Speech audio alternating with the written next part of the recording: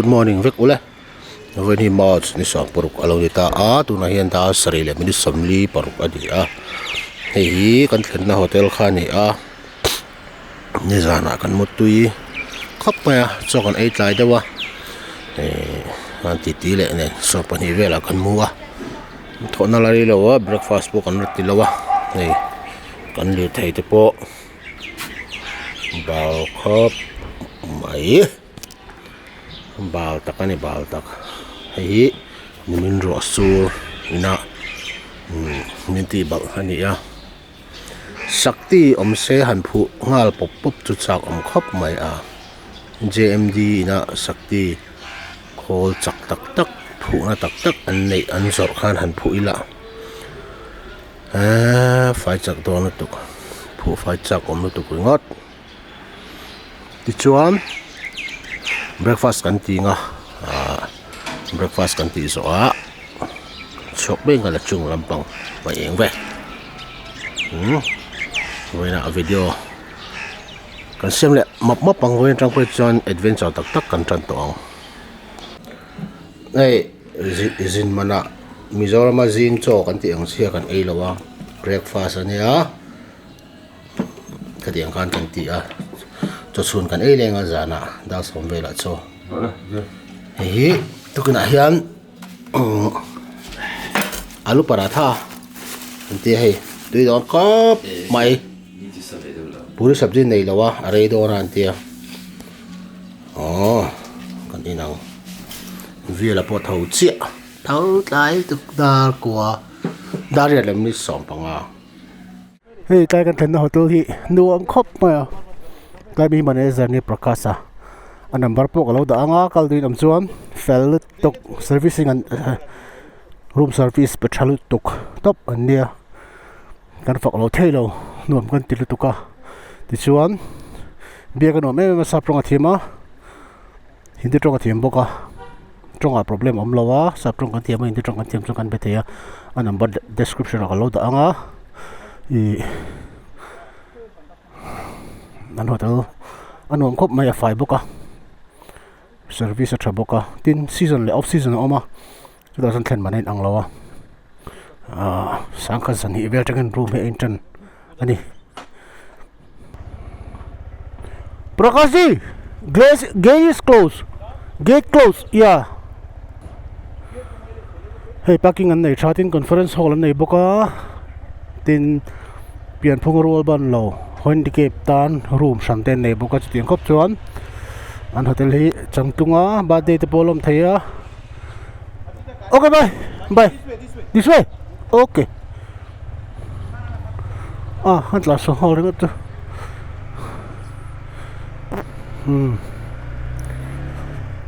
hotel nu mu to ka kan thlengani season le off season omta off season kan thlen mana tlom zela season a tota season ti chu hei tu kan kal hun lai angte tin no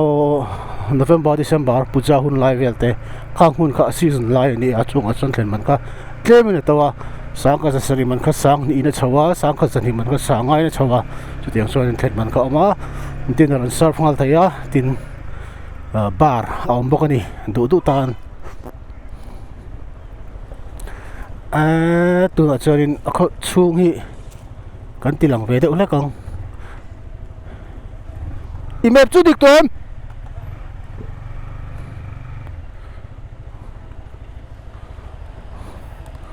imap chu dik tom kan ti be chinang o da kali le mani somni me pa so na pe ama se he ai fe kan tlan dom nakina ka se fe don ne kan kalhun amo la chung hi Mizoram te anga du kalngot he se to ang khan kalngot thei ni lawa permit te ngai ne kan permit poi lo thleng lawa watch pa min an thonanga chon ki ta mangan khuwa kan print ti ranga copy nga ya mak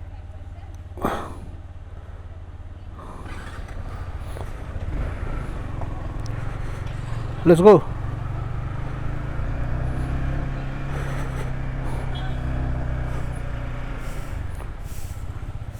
sister lachung jane lachung किधर उस तरफ ऊपर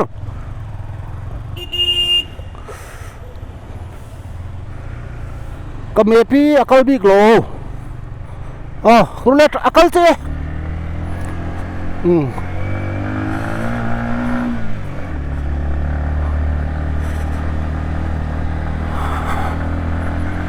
Klang panga tak tak về ngang to khi Sikkim state an state capital ngang to ko niya to nakan omek hi ti chuan Sikkim hi mishing an tam lo khop na Sikkim state hi India rama state teber dot tu niya state po te a mishing po noi ruple singriat vel bor zon ama chu tiang ve chu sun niya population po tle me ma Gurkhali kan ti mai khang ho kha an tam melber an tong reng reng hi Nepali tong ve kan manga Buddhist lampang an ang te ka ti ma se Hindu ngor an nam chu ka sei lawang flek an or dan tang Buddhist an ang sim ase Gurkhali chu Hindu an ni bok sia an nam sei lo me khang ka chu ka chiang lo tat ase heta Nepal te Tibet te kha ang nei te omvek in Himalayan range cha omvek khan dia an mele chin ang vek mi so te hang in ang khop mai tin sumdon na ang chi tu na kan hotel te po kha Prakash kha gol khale chu ni lo chiang vai kan tiang kha ni hei vai an tam khap mai notice kan kal nim ve to ang renga aron na sal te po kan kala kha tiang han mun sang sang Mizoram ti lo hi chu sumdon na hi năm đằng đều phát hiện anh thì nên có gì Mizoram mình chụp vạn này cái mà này Mizo phát hiện là Mizo cả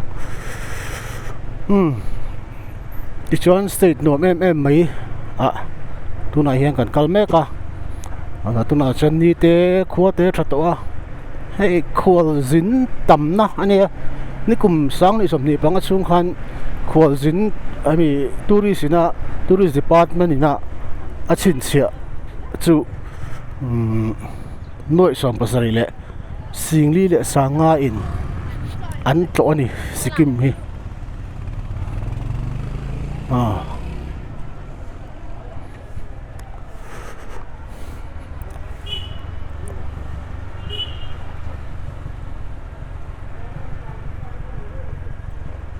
Adikalo bai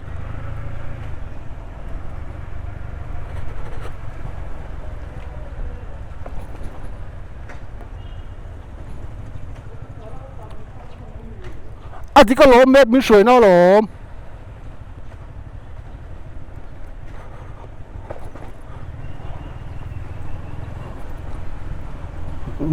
nên ăn riêng lần đâu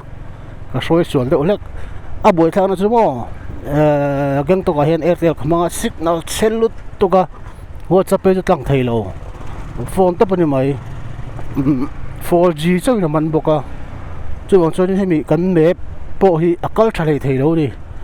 ni zan po khan ka boi ta reng ta kan om na zone anga khan atang thina kha boi thak na ni ya enge ka sei lai mek po ka hello men pe boi ya kilometer za so mol vel nga la chung hi la chung atang han kan lakal le don ni la chung a han sei na han kan re kanga ti chuan tourist note lampang ani ta Sikkim note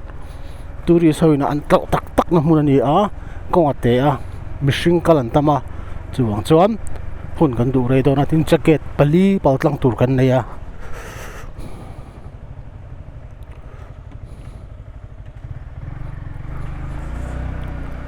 có hết thiếm lo kan kal ta ni an ko ate si có buổi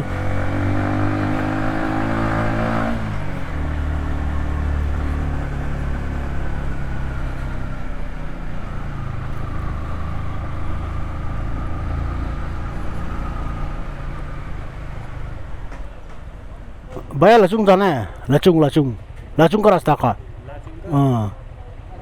ये सीधा इधर में ठीक है thank you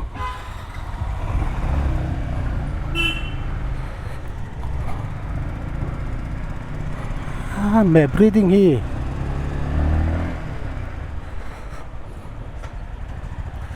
nó trốn sỏi cả má bị bike chứ à hey rental bike kan mo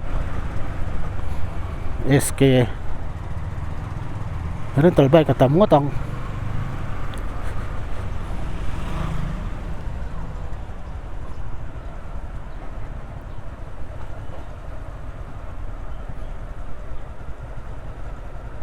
main road khu kan pel kan thleng chi lo hey at main road tao thu là con ai tôi cái ngăn thon cái khẩu suối à geng tóc chú in chung rong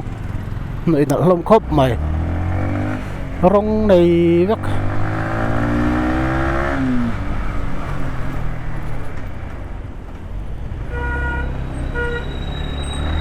chiếc smart đâu tôi tầm khớp mày cột này nó có kalau potila chulang ang intil kan sei don ya với này hiện rồi bây giờ chơi mấy nó rong lal pan chang se đâm ta cả là chung kan sai thế tura kan in lan te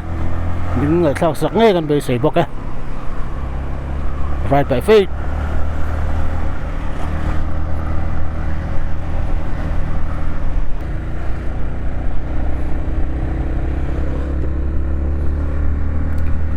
karin phak ba kin gengtok khopui hi gengtok khua hi alo lian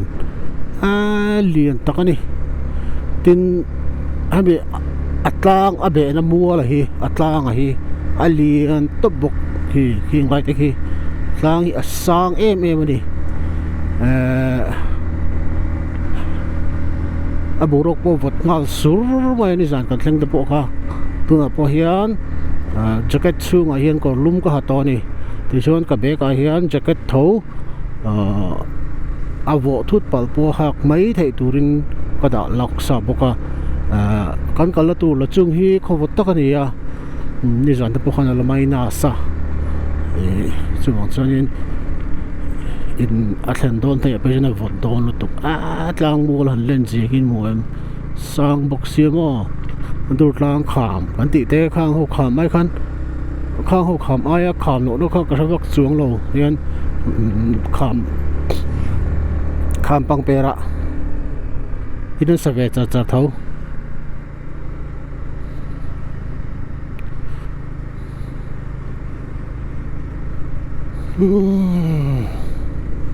thì cho nên bây giờ là tuy takin kan mua thil cho te breakfast tu kina kan te cho kan nei lawa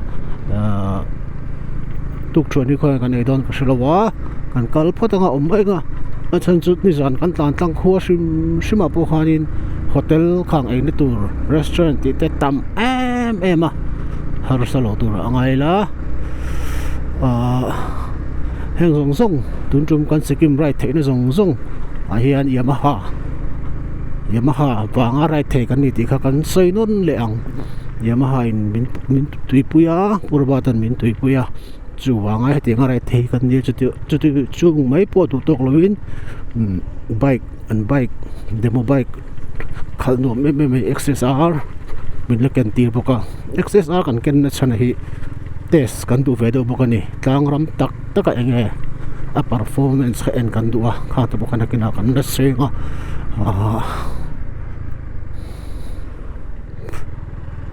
petrol hi la ka ngai anwan tam fa tan lu chinang bike trim pe ma lo mai thesin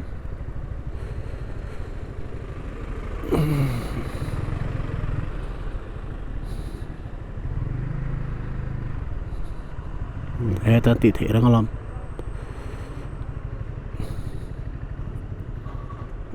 let's go Dawrpui le MIZO ni pathum petrol kan la zowa let's la chung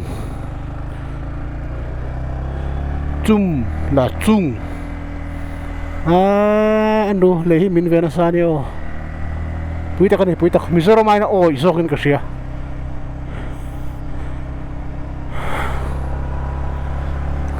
oi takani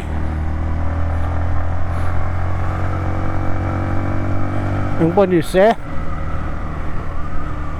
mu ngai lo mu hi an huanga hey heng de kan mu ngai lo in le lo tha em ani geng tok hi hi ani le lo tha rom tuk no sa niang some type kan tiang si kha om lo rang concrete vek mase atam zoki hotel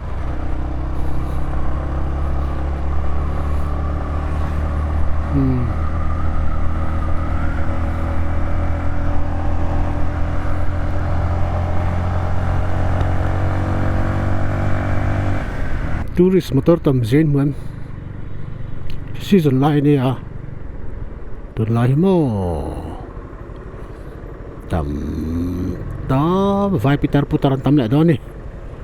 dul kiar deu ke ma anga dul kiar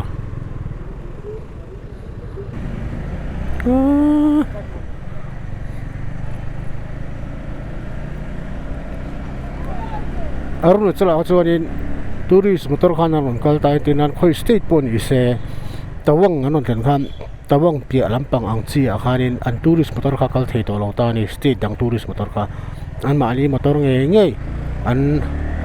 state motor nge kha an man ngai to wa tu tiang thau su ani ka ring deuh hetlaya hian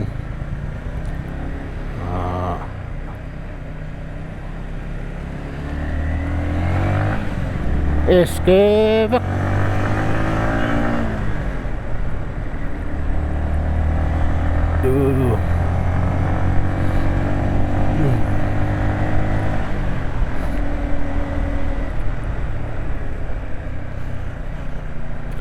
si payan tam don khop mai Sikkim po hi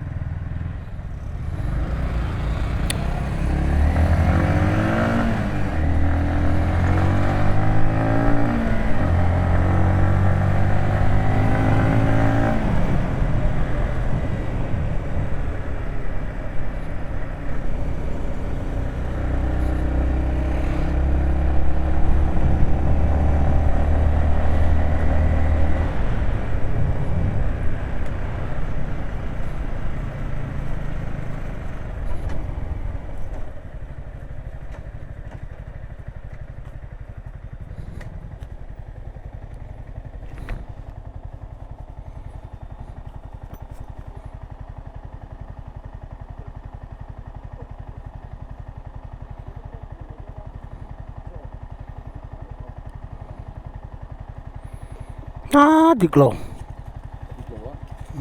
nè tầm muông tụi con nghĩ nó ông lù số đó là tang à hey cút lại không còn dọc tụt cút lại xong ra phủ lùm nó khăn thằng làm khăn cờ tụi nèo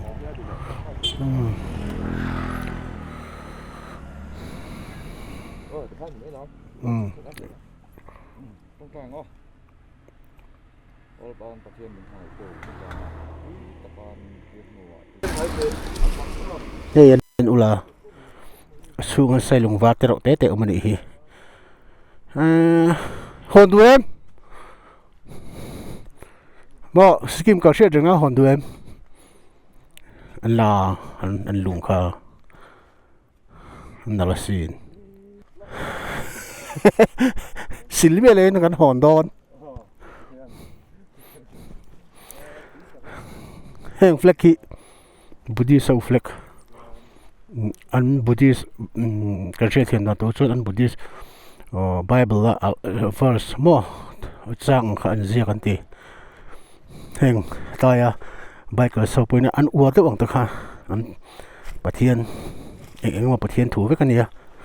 kai ke kan ngai sa kan ngai la lo pek ko ba mo kem kha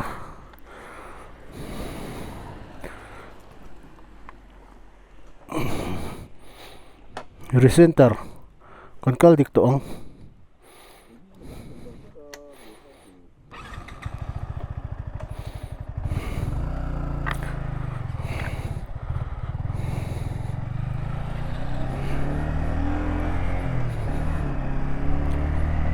lâu chú đi bãi cỏ trên cát thì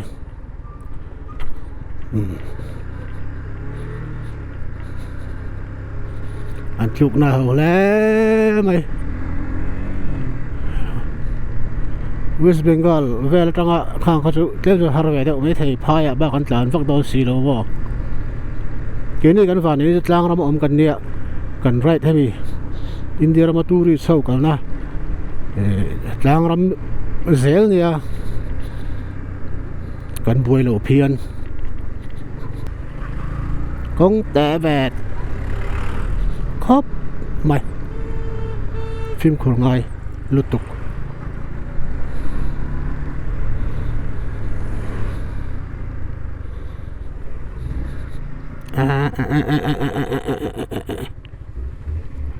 lúng thật liền lụt tục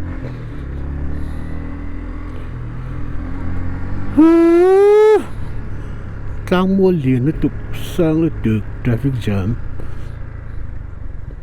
hang chả mới tầm lụt tục thì mình còn ăn mà dễ chi em ô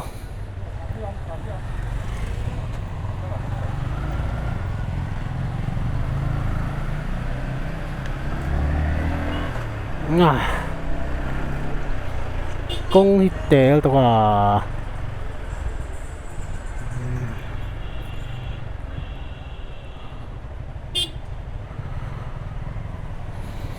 tourist pur vakan eh sumahan lut nam do tak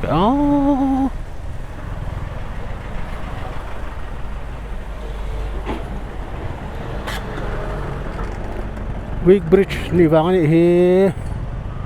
pakate te lehi zongai si khu tui khu var thal tuk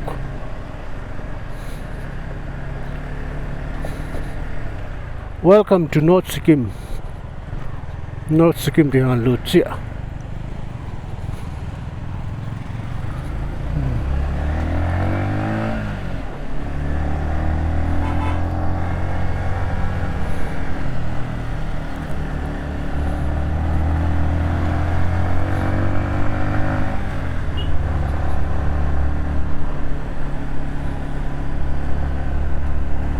Hôi mấy ông.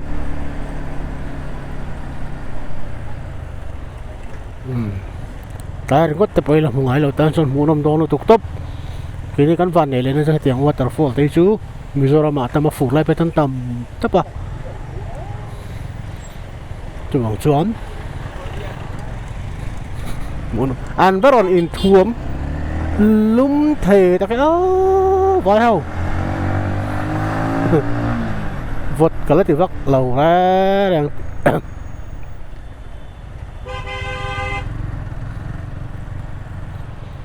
để xin công hi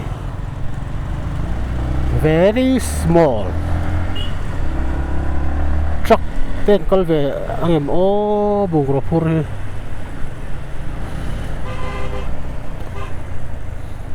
hết tiền hi lòng phật phu cái gì chứ backpack trao té cái nào còn cần như này hey thì hiện West Bengal cho nên import sầu về vòng vòng thì nào đi backpack liền to còn lạc bó mò thì hiếm phật ông xin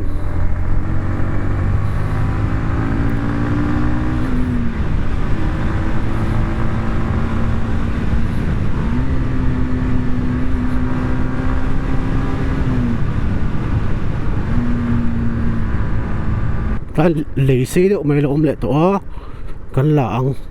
tôi đi sau đỉnh khom nó về đâu này tai hi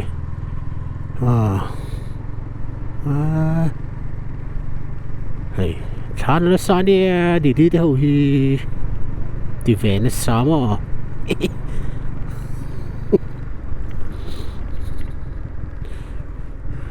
đi về lâu mày không anh lùi tùy hi và sur phải sẽ thấy có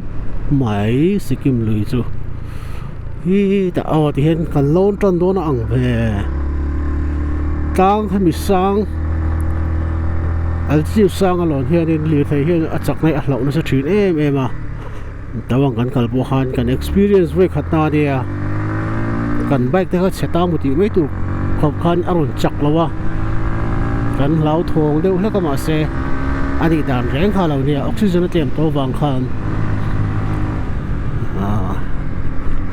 tuna kan kalna tu ri sang lai ber hi fishing khat sang nga vel nia hriat ang chu thona hi fishing thum sang nga vela thlok thina sikhat sang nga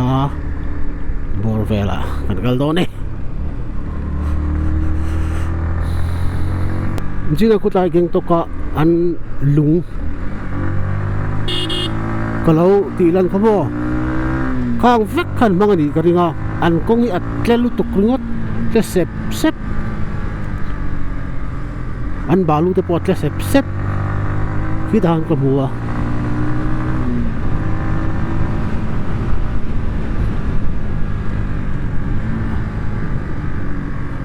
kan permiti kan la hulawa not kal thaina tur hian whatsapp an min on thon do na agenin ti chuan chu mangana kan prinanga panga prinanga ya gate pali oma gate pali a chon kan sapit ten den anga ya chuan apanga chu holam panga kan pele do ni kan let le nge ni ti hriat nan khan ko sei tong khan thei tuna tai thlang te chiang ma kan le choi lo ta kan kal topa ma se khwalzini na an to mun tak tak kal tur khon asan pa choi om le a mani li thei kan don pe chuan choi kha om ve se la ka tiang khan an tourism kalpui dan hi sum an hailut ne mo tang mi malina hailut boka hotel le ti vela te tin sarkarin nasa takina hailut boka nga ka tiang khan ti di en ton tak om khop mai tourism chung chang a chon ka sei mania mong rang khang ko kala ka sei ang khari mai kan mun poi mo te tiang te po khi asan pa tourist hoina an to theina tu nge suman choi theina tu ang khan Mizoram tourism ten siam ve se oti ru ka nei ti na ri chu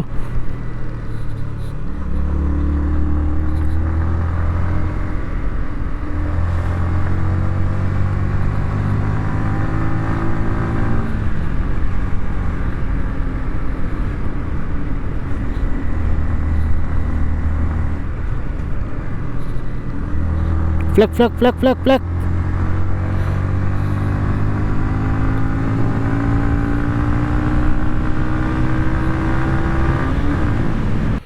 chelo thei nia khua kan mal ko son khua te ro te oma chi tonga kalo enge chik chu oho traffic jam ri hi in no pay ve ta pati khan boi thin re ga ni ma sen ma di mi vek thau ne sk vek thau ne hotel ni hi hotel zo ni le lo park vel ni hi tourist an tam ji ki yan pathian waterfall and two